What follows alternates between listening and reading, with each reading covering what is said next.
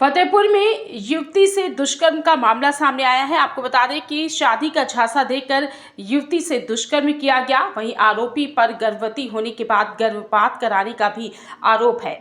तो ये मामला बिंदकी कोतवाली क्षेत्र के नरेचा गांव के रहने वाले आरोपी का है, जहां पर शादी का झांसा देकर युवती के साथ दुष्कर्म किया। वहीं आरोपी पर गर्भवती होने के बाद गर्भपात कराने का भी आरोप लगा है। नोएडा स्थित एक कंपनी में युवक से युवती मिली थी और इस दौरान दोनों में प्रेम प्रसंग हो गया था।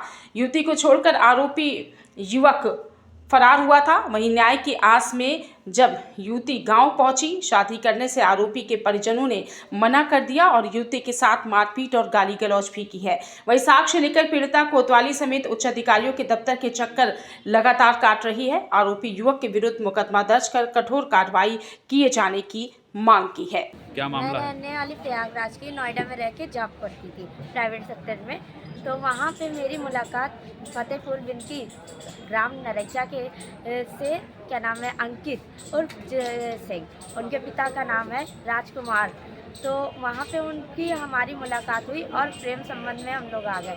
प्रेम संबंध में आने के बाद उस लड़के ने मुझे शादी का झांसा देकर मेरे साथ शारीरिक संबंध बनाया। शारीरिक संबंध बनाने के बाद बोला कि मैं शादी कर लूँगा। और जब मैं गर्भवती हो गई तो उसके बाद उसने मेरा गर्भपात कराया, दवा ला के मुझे खिलाई और गर्भपात कराया। वो फिर मैंने कहा शादी करो, बहुत दिन हो गए, ऐसे जीवन कटने वाला नहीं है। तो वो भाग आया अपने गांव नरेचा। तो वहाँ पे मैं अपने पिता के साथ आई तो मेरे पिता और उसके पिता के बीच में समझौता हुआ कि 3 माह के भीतर मेरी और उसकी शादी करा दिया जाएगा।